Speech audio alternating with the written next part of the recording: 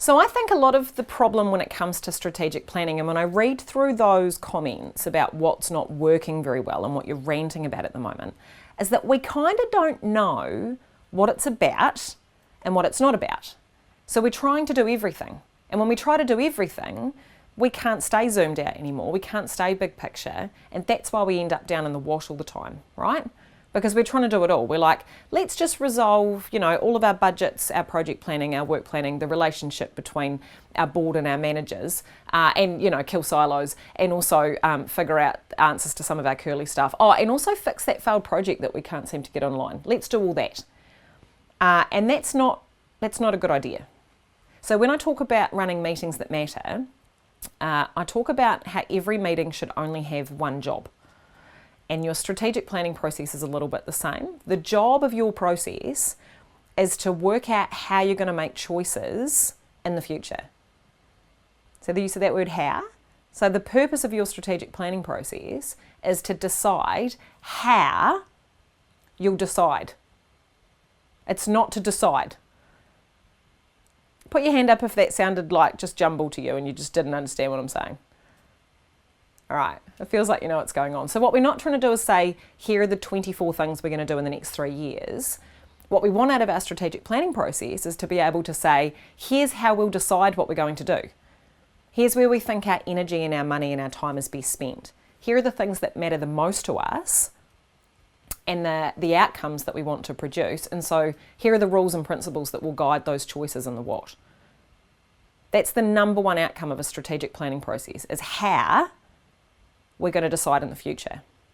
And when we get all tangled up in what we're going to do already, and we think we can decide all of that in the room, we're just kind of lying to ourselves. Like, I don't know if any of you have ever fully implemented a plan that you've made up at the start of a year, but it's pretty unlikely. And when we go in with the assumption that we're going to be able to stick to it, and we can't help it, right? We've got this planning bias where when we've had a good chat, we get so over-optimistic about what we can do and how we can do it that we just can't help ourselves. But if we've made really clear at the outset, hey, the one job of this is to decide how we're going to decide, then it's a lot easier because everybody knows what they're getting out of it. So I reckon there's a few things that strategic planning is about, and there's a whole bunch of stuff it's not about. And if you can get your focus in the right place, I reckon you're onto a winner, right?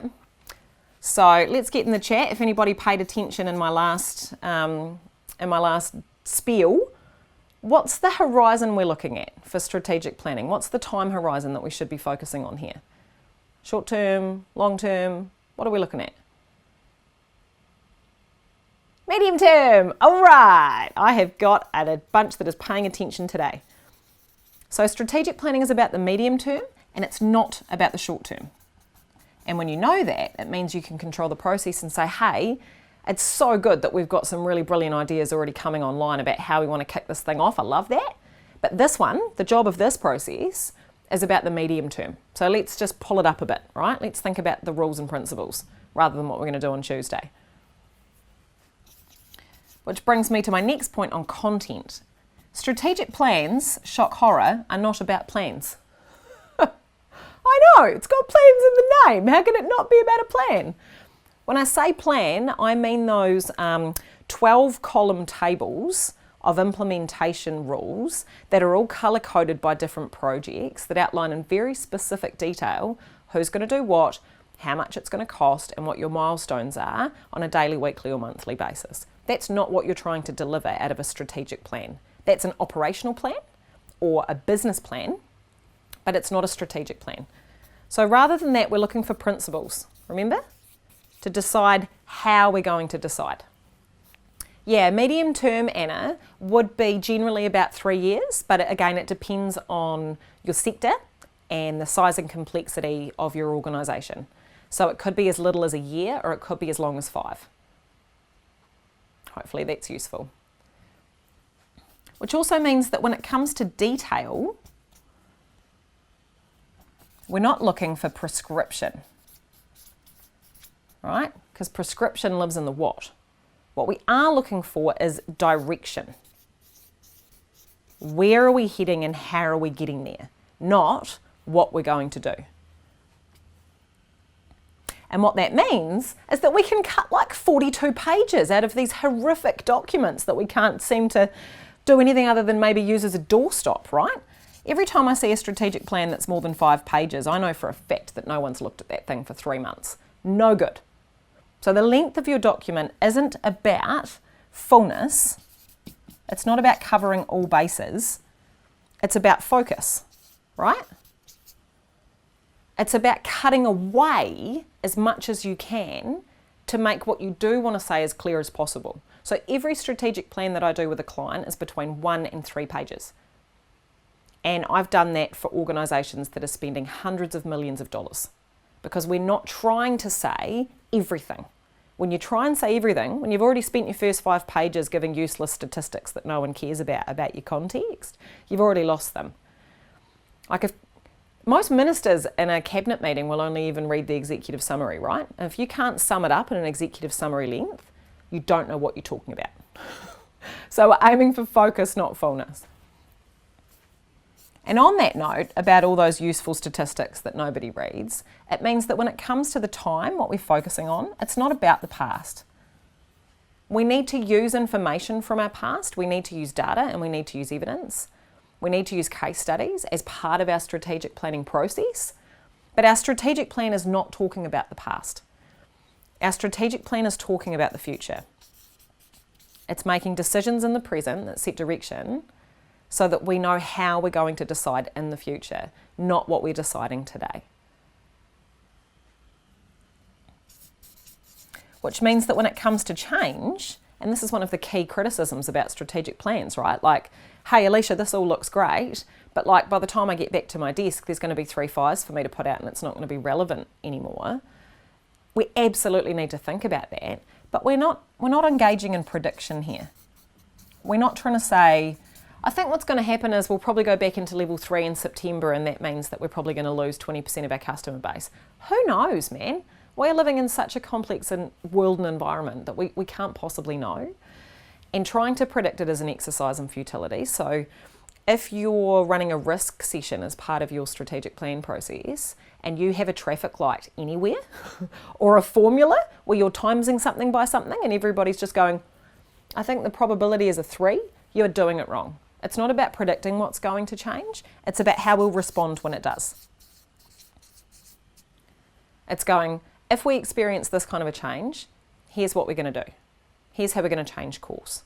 If I'm a local council and I have a massive change in my community, so I don't know, I'm a rural council and I've got a community that's been dropping off slowly, if something massive happens there, I'm going to know ahead of time how I'm going to respond. I'm going to know that if I see indicators, we can't get a GP anymore, the DHB's thinking about shutting the hospital down, I'm not going to predict how likely that is, because I know that this stuff happens and then it just happens. I'm going to decide now how we're going to respond. If we have a massive economic shock because we've had our businesses closed, I'm not going to try and predict which industry is going to survive and pick a winner.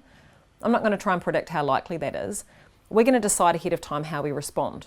So that if we do go into, say, I don't know, a pandemic lockdown, we're not having scary debates around the council table about what do we do? Do we slash spending? Do we cap rates? We decided ahead of time that if we had a massive economic shock in our community, our role was to get in there and support them. Our role was to lead from the front and invest and spend. And so we don't need to have that debate because we already know how we're going to respond when things turn to shit, because they will, right? So strategic plans aren't about prediction, they're about how we respond. When it comes to our engagement, what we're not aiming for here is accuracy. And there's a whole bunch of data scientists and technical people on the call right now who just shuddered.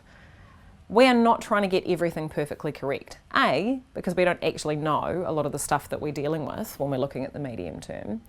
But B, because you don't convince people of things with facts. You don't get a board or a leadership team or a whole bunch of people convinced because of facts and accuracy. What we're aiming for is ownership. I would rather you do something that's slightly off, that doesn't quite work, that you all believe in and tweak together, then you've got 2 of you that are so convinced you're right that you walk out of the meeting and do whatever you want to do anyway. It's a little bit like diet and exercise. Like, it kind of doesn't matter whether you pick Jenny Craig or keto or Weight Watchers or what you want to do. What matters is that you stick to it. And no one can stick to something they don't believe in. And so when we focus on creating detail and we focus on accuracy and coming back and go, no, no, you were wrong, so I'm going to do it anyway, what we do is we lose the buy-in and ownership of the people in the room. And those are the people that you need to commit to responding and changing. So that's our goal. Ownership comes before accuracy. Which also means, oh, Cam, can you see the bottom of my flip chart? Oh, look at that, nice. Which also means that the outcome we're looking for isn't total agreement. And you're going to go, what? You've just told me that people need to own things. How can they own it if we don't all agree? If we don't all have a room full of nodding heads, how can we be sure that we've got people owning it? But actually, a room full of nodding heads where people don't walk out having said their piece is not what gives you ownership. What we want is alignment. And alignment is productive disagreement. It's knowing where our different and conflicting positions and trade-offs are and coming to an agreement about what we're going to do with it, which is alignment, right? It's about going, man, this is actually a really massive government agency. We've got 5,000 people that work here, and we've got 5 subject matter experts represented around the executive table. The likelihood that those smart, knowledgeable people are all going to agree is actually pretty slim and potentially not that desirable. Why have a team to start with? What we can do is we can align around the stuff that matters the most, and we can focus on that. So that's a really important distinction. So when we're trying to create strategic plans that are all about the plans and are all about prescription and telling people what to do, when we focus on predicting what might happen and making sure that we've got it just right, it's got to be right, you will have a really nice document. It will be really long, but you will have a really nice document. What you won't have is the direction and the ownership. You won't have something that people can find meaningful and that they can refer to when something changes, when they've got to redo their budget, when they've got a project that's gone off track, when they've lost a bunch of staff that they didn't expect to, when a pandemic's hit, right? When legislation changes. All of those things happen. They happen all the time. So we don't go into a strategic plan trying to control those variables and predict them. We go in working out how we're going to make decisions when that happens. Does that make sense? Yes, I thought you would. I thought that would all make sense.